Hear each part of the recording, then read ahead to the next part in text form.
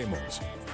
¿Qué tal? Muy buenas noches, bienvenidos. Les saluda de nuevo Claudia Palacios. Estamos ya en Mejor Hablemos hoy para analizar la decisión de la Corte Suprema de Justicia de llamar indagatoria al senador y expresidente Álvaro Uribe Vélez. Al momento de grabar este programa con el exmagistrado de la Corte Constitucional, expresidente de esa corporación, José Gregorio Hernández, el expresidente Uribe no ha presentado su renuncia. Ha pasado un día desde que hizo el anuncio por Twitter, pero hay expectativa respecto a lo que pueda pasar.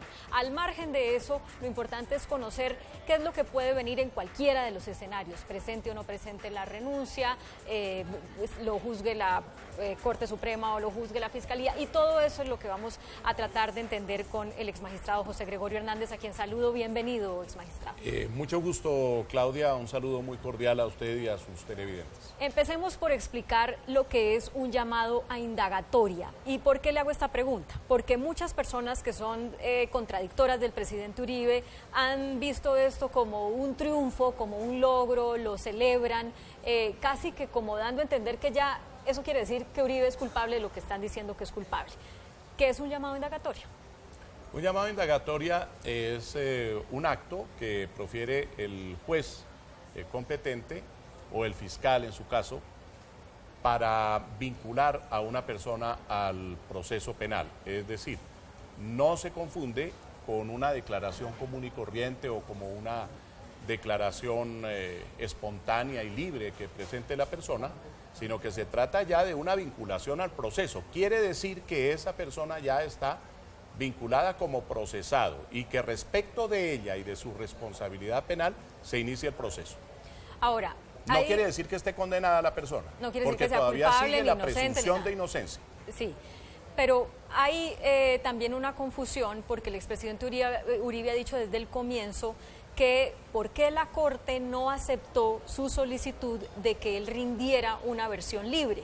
Esto lo hizo para cuando no se había tomado una decisión en el caso de Iván Cepeda y no para este nuevo caso, que es cuando la Corte dice: declaramos que Iván Cepeda no manipuló testigos y compulsamos copias para estudiar para procesar a Álvaro Uribe.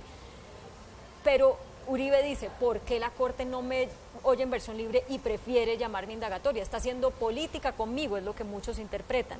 ¿Qué decir al respecto? Probablemente la Corte, no conozco el texto exacto de la providencia, pero probablemente la Corte pensó que ya esa declaración estaba dada desde el momento en que formuló la denuncia contra otro senador. Pero eso es una especulación de todas maneras, porque a mí me parece que el sistema jurídico sí debería dar todas las oportunidades a las personas procesadas para que espontáneamente rindan los elementos de juicio con que pueda contar el juez. De manera que desde el punto de vista de una defensa sí habría sido mucho mejor que le hubieran dado esa oportunidad. De todas maneras, una versión libre puede pasar por dos razones. Una, porque la persona pide ser escuchada en versión libre, y otra porque la misma porque el juez Corte, considera el juez importante considera, llamarla. Claro. Porque la persona puede estar vinculada de alguna manera al caso, y entonces la Corte quiere oír a esa persona para que espontáneamente, sin ninguna presión, se pronuncie y diga lo que sabe a ese respecto. Y en ese sentido es que empiezan las interpretaciones de la gravedad de esta decisión de llamar a Uribe a indagatoria, porque muchos dicen, bueno, ¿y por qué la Corte no simplemente lo llamó a rendir versión libre, sino ya de una vez a indagatoria? Esto quiere decir que la Corte tiene unas serias sospechas de la culpabilidad de Uribe. Sí, quiere decir que la Corte ya tiene unos elementos de juicio mucho más contundentes que se dirigen contra la persona específica, y por lo tanto ya considera que no solamente tiene que rendir una declaración libre y espontánea, sino que además debe ser vinculada la persona en calidad de procesada para que tenga derecho a su defensa, para que pueda conocer acerca de las pruebas que se llevan en su contra, para contradecir esas pruebas, para presentar sus propias pruebas, en fin, comienza el proceso penal ya respecto de esa persona específicamente. Bueno, y en ese proceso, en esa etapa que viene, que es la etapa de investigación, la Corte ha dicho, vamos a oír a 31 personas.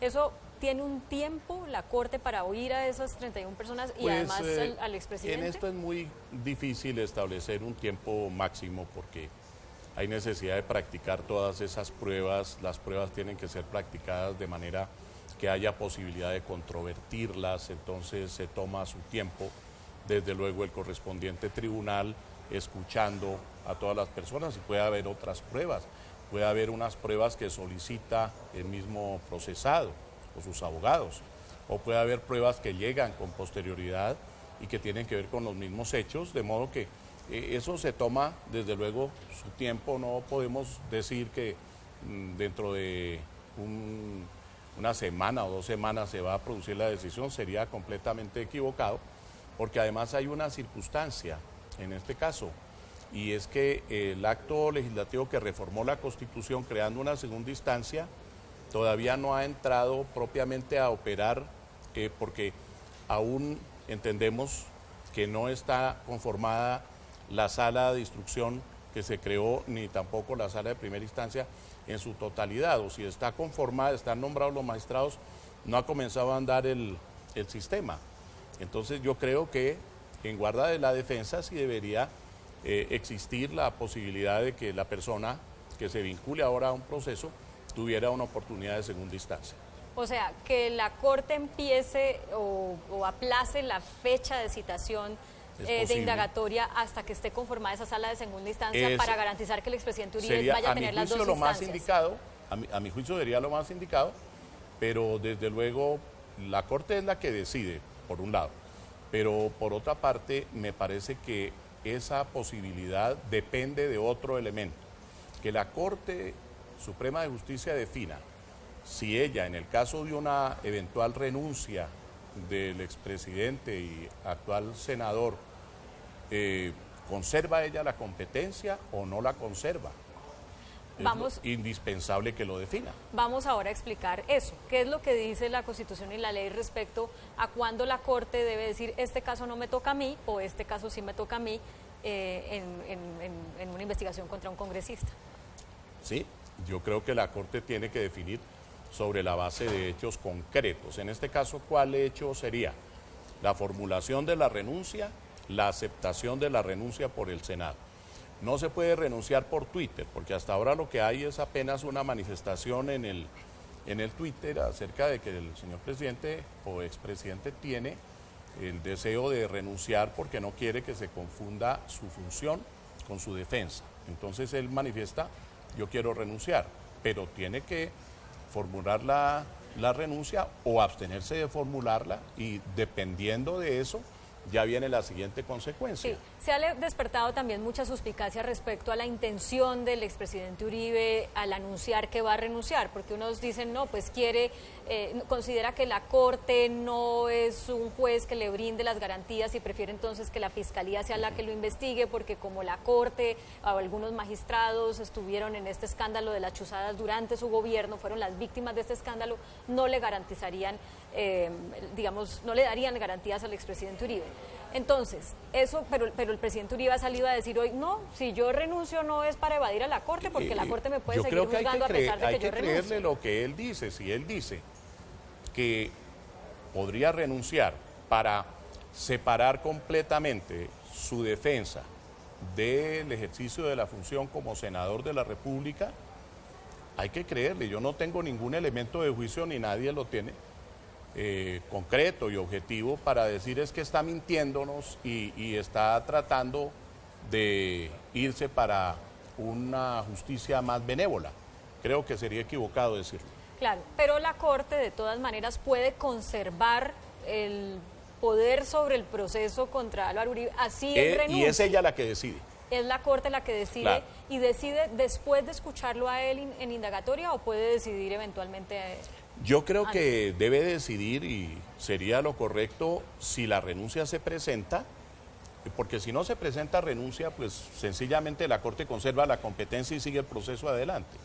Pero si por el contrario lo que pasa es que se formula la renuncia, es aceptada la renuncia, quiere decir que sale del Congreso, la Corte inmediatamente tendría que definir, bueno, ¿sigo con la competencia o no? Y ahí es cuando es necesario mirar las normas constitucionales para saber qué se aplica. ¿Qué dice la norma? El juez natural de un congresista es hoy por hoy, a la luz de la Constitución del 91, la Corte Suprema de Justicia. El congresista es investigado y es juzgado por la misma Corte, y en el interior de la Sala Penal de la Corte Suprema de Justicia hay unos magistrados que se encargan de la investigación y de acusar o no, de llamar a juicio o no, y hay unos magistrados que se encargan de fallar, de resolver, de dictar la sentencia, al menos en una primera instancia. Hoy por hoy, hasta el acto legislativo de este año, una única instancia. Pero desde luego la Constitución distingue cuando alguien que tenía el fuero ante la Corte Suprema de Justicia ha dejado el cargo, se ha retirado por renuncia o por otro motivo, la Corte conserva la competencia y sigue el fuero, pero únicamente respecto de aquellos hechos que guarden relación específica y directa con los... con el ejercicio del cargo. Con las funciones, con el ejercicio del cargo que corresponde a ese congresista. Y ahí viene la otra Si no hay discusión. relación, pues si no hay ninguna relación, va para la justicia ordinaria porque ya se acabó el fuero. Claro, pero entonces pongamos en contexto a la gente sobre por qué es que eventualmente sería procesado Álvaro Uribe Vélez. No es por los casos de paramilitarismo por los que ha venido siendo investigado. Lo que entendemos es que no. No es por eso.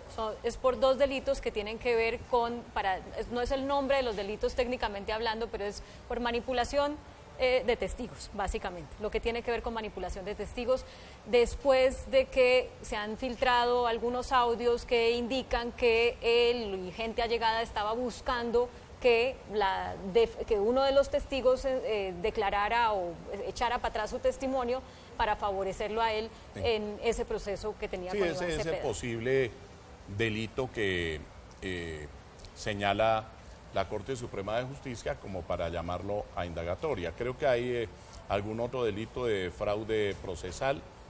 Repito que no conozco la providencia, pero lo que se ha anunciado por parte de la Corte Suprema de Justicia es que desde el mes de febrero resolvió la Corte acerca de alguna solicitud, de alguna denuncia del propio expresidente, quien había manifestado ante la Corte que denunciaba por este tipo de conductas a otro senador, que era el doctor Cepeda. Sí. Y la Corte Suprema consideró en su momento que el doctor Cepeda debería ser separado de ese proceso, es decir, no debería iniciarse proceso contra él, y se archivó lo relativo al doctor Cepeda, pero se siguió adelante ya al contrario, es decir, contra el doctor Uribe. O sea, Uribe demandó a Cepeda, en febrero. Y la Corte declara inocente a Cepeda se y termina siendo el demandado Uribe. Ahora, por la misma Corte. Yo entiendo que no lo están procesando por hechos que tuvieron lugar cuando ejerció como presidente de la República, ni tampoco cuando fue gobernador, ni por paramilitarismo. Yo entiendo que únicamente lo procesan en relación con ese asunto, y para eso es que lo llaman a indagatorio. Con ese argumento, entonces la Corte podría decir, como esto sucede por un caso entre un senador y otro senador, y mientras él está cumpliendo sus funciones como senador, entonces esto sí es de mi incumbencia porque tiene que ver con su ejercicio como senador.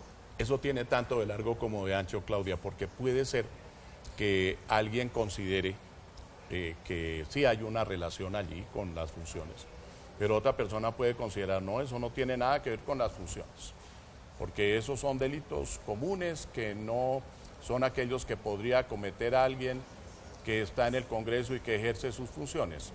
Yo personalmente no tomo partido alrededor de esas posibles interpretaciones porque respeto mucho lo que pueda decir la Corte Suprema de Justicia. Es la Corte Suprema la que puede interpretar. Recordemos que en el pasado, en el caso de los llamados a proceso por haber tenido contacto con grupos paramilitares, es decir, la llamada parapolítica, muchos renunciaban al Congreso cuando se iniciaban los procesos, y entonces la Corte Suprema enviaba todo a la Fiscalía. En el año 2007 la Corte Suprema cambió su jurisprudencia y dijo, no, hay que distinguir si tiene que ver o no tiene que ver con las funciones, si los hechos están relacionados con las funciones de congresista o no, y si no tienen ninguna relación, van para la Fiscalía, pero si sí tienen relación, yo conservo la competencia, y más aún, La Corte Suprema atrajo varios de los casos Hizo que la que ya Fiscalía estaban le en la devolviera Corte, casos. ya estaban en la Fiscalía, hizo que se los devolviera. De modo que la definición de eso la tiene en su cabeza la Corte Suprema de Justicia. Hoy son unos magistrados diferentes, pero tenemos que mirar con respeto esa determinación que adopte la Corte Suprema en uno o en otro sentido. Tengo que hacer una pausa para comerciales, pero quiero que al regresar expliquemos lo siguiente. Al margen de que algunos puedan considerar que la Fiscalía procesaría o investigaría mejor de una manera más benévola al expresidente que la misma Corte, sí hay... Eso lo dejamos de lado, no sabemos si es verdad o no es verdad, pero sí hay un beneficio que podría lograr el expresidente siendo procesado por la Fiscalía, y es que tendría una instancia más, ganaría una instancia en caso de ser condenado para lograr... Pero en el evento en que se concluya que no tendría segunda instancia en la Corte Suprema. Estamos en Mejor Hablemos conversando con el expresidente de la Corte Constitucional, el ex magistrado José Gregorio Hernández, acerca del proceso que iniciará la Corte Suprema de Justicia contra el expresidente Álvaro Uribe, y todavía senador al momento de grabar este programa, porque no ha renunciado como lo anunció el día de ayer. Entonces, ¿hay un beneficio si finalmente es la Fiscalía, si la Corte dice sí, esto no tiene nada que ver con el ejercicio del cargo de senador, entonces es la Fiscalía la que lo debe investigar? Hay un beneficio, y es que se gana una instancia más. Usted dice con un pero. Expliquemos eso. Yo considero, es mi opinión personal, con el debido respeto hacia la Corte Suprema de Justicia, pero mi opinión es la de que el acto legislativo 1 de 2018, que creó la segunda instancia para los aforados ante la Corte Suprema de Justicia, es un acto legislativo que yo entro a regir, que está en perfecto vigor, y que si en el interior de la Corte Suprema todavía no se tiene organizada la sala de instrucción o la sala de primera instancia, si eso no está organizado todavía, si no han sido elegidos todos los magistrados, si no se han posesionado, ese no puede ser problema que se traslade a los procesados como para decirle a un procesado, mire, usted no tendrá segunda instancia. No es justo, y además viola un principio de igualdad, y fuera de eso yo creo que se estaría desconociendo una garantía universal, que es la de segunda instancia, y que en buena hora ha acogido nuestra Constitución política. Porque hasta este acto legislativo en la Corte Suprema había una sola instancia. O sea, si es condenado Era culpable... única instancia. Bueno, podía entutelar, ¿no? Sí, pero eso no lo podemos seguir prolongando, porque ya hay una norma que habla de una segunda instancia. Si eso es así, entonces yo no veo un beneficio especial ante la justicia ordinaria, porque tanto en la justicia ordinaria como ante la Corte Suprema con el fuero, hay, a mi juicio, doble instancia. Y que sea más benévola la Fiscalía o que sea más benévolo el juez de circuito o el tribunal, yo creo que eso no lo podemos afirmar, porque tenemos que confiar en que todos los jueces de la República y todos los fiscales actúan de conformidad con el derecho, y que no es que sean más benévolos o menos, porque sencillamente son administradores de justicia, y en esa medida están delimitados, van a mirar las pruebas, tienen que hacer la valoración de las pruebas y tienen que resolver de conformidad con criterios jurídicos, única y exclusivamente. Sí. Todos. Pero si es la Fiscalía la que lo investiga y decide acusarlo, la Fiscalía lo acusa ante el Tribunal Superior de Bogotá, ¿verdad? Ante el juez de circuito. Ante el juez de circuito. Sí, el juez penal de circuito, y la segunda instancia sería ante el tribunal, es lo que... Claro, y ahí tendría algo que, si bien está mal decir es una tercera instancia, pues no sí es una tercera instancia. Pero, un recurso extraordinario, digamos, puede haber un recurso extraordinario de casación. Ante la Corte Suprema de Justicia, Ante o sea la que Corte podría Suprema volver de a terminar Justicia, todo el proceso en la Corte. No, porque ya la Corte Suprema en ese caso tendría que resolver acerca del recurso de casación presentado. Primero va a hacer un análisis formal, si estuvo bien formulada la casación, si cabe la casación, y después resolvería sobre el fondo y podría casar la sentencia del tribunal o no casarla, confirmarla. Ahora, hay desde luego otras eventualidades. Podría ser que hacia el futuro se estimara que la Corte Suprema de Justicia, al resolver sobre la casación, violó derechos fundamentales, incurrió en lo que la Corte Constitucional define como una vía de hecho o una causal de procedibilidad de la acción de tutela contra sentencias, y podría haber acción de tutela. Y a mi juicio, pues eso cabe si se vulnera el debido proceso y si se dan las hipótesis que la Corte Constitucional ha previsto. Pero sí se gana un paso más si va por la Fiscalía que por la Yo Corte no Suprema creo, de Justicia. porque tiene las instancias.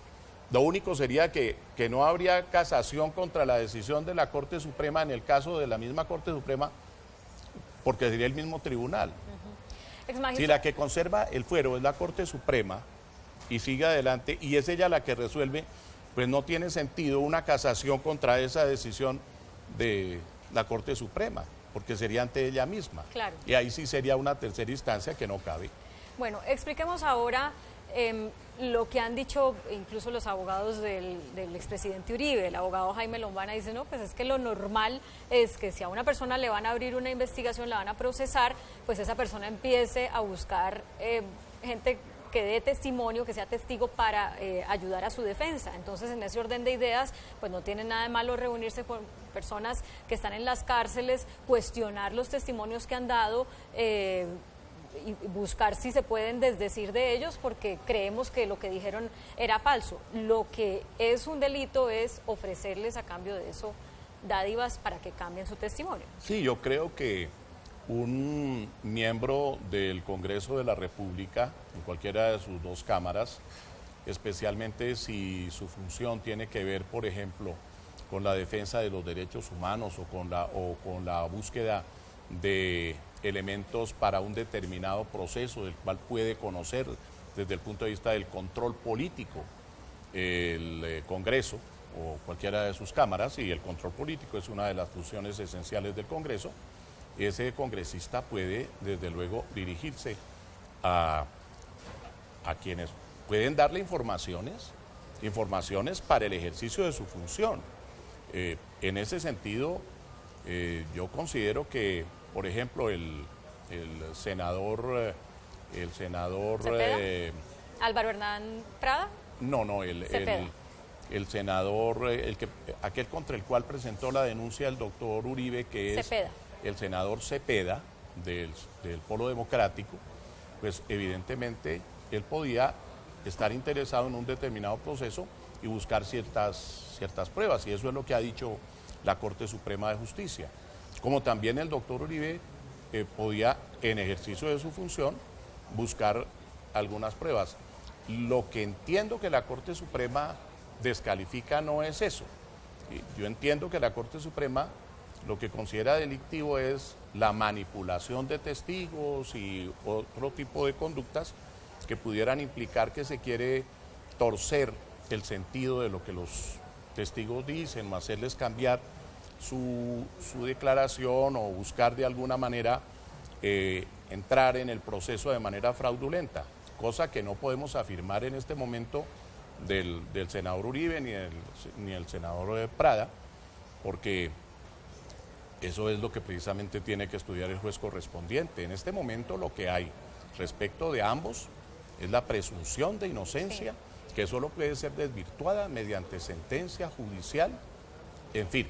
Mientras tanto, no podemos decir que ellos sean culpables de esas conductas.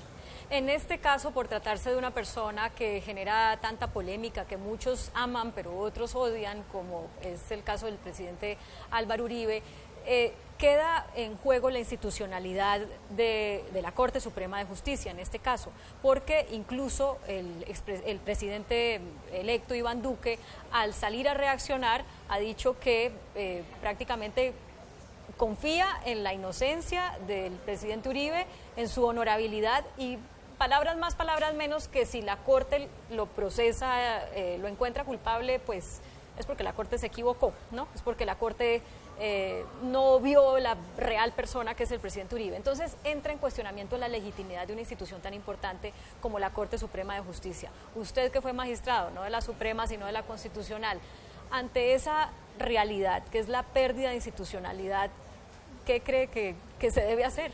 Bueno, yo creo que esa es una posición subjetiva muy respetable del doctor Duque, que no le está formulando, entiendo yo, como presidente de la República, entre otras razones porque no se ha posesionado, ¿no? Es posición subjetiva, pero también entiendo que él ha manifestado que confía en la Corte Suprema. Yo no creo que esté en tela de juicio la imparcialidad ni la falta de presiones por parte de los magistrados de la Corte. Me parece que ellos actúan sencillamente de conformidad con la función que les corresponde y que esa función la ejercen de acuerdo con la Constitución, de acuerdo con la ley, según su criterio. Ellos tienen un ámbito de competencia, una autonomía funcional, y tenemos que confiar en eso. Ya si después, porque no los podemos ahora condenar a ellos desde ahora y decir, es que los magistrados están equivocados. No, esperemos, cuando se produzca alguna decisión, se examinará la decisión, y para eso están los recursos.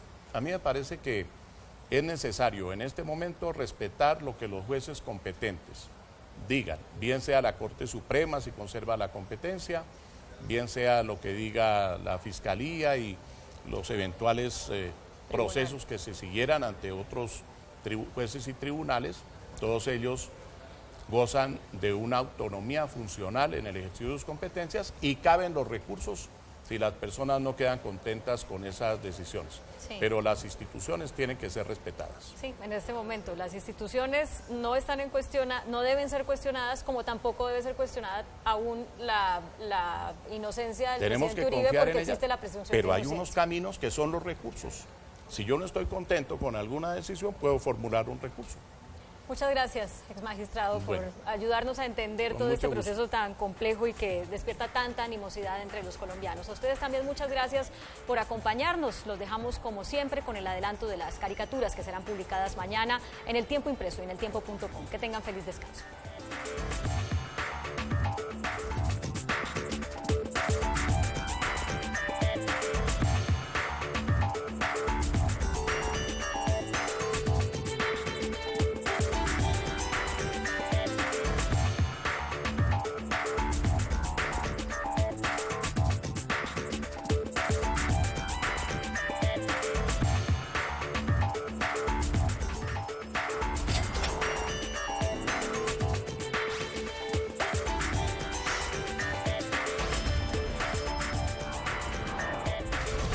Mejor hablemos.